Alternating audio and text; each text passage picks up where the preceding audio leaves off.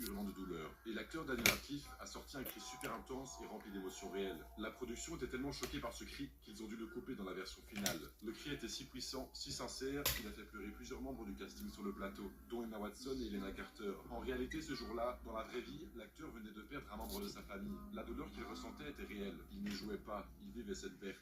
Pourquoi le cri de Harry Potter a été supprimé dans l'Ordre du Phénix?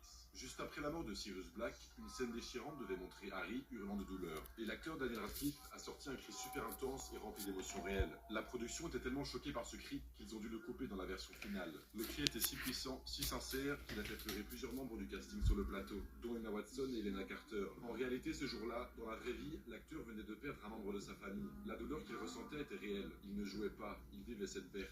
Pourquoi le cri de Harry Potter a été supprimé dans l'Ordre du Phénix? Juste après la mort de Sirius Black, une scène déchirante devait montrer Harry hurlant de douleur. Et l'acteur Daniel Radcliffe a sorti un cri super intense et rempli d'émotions réelles. La production était tellement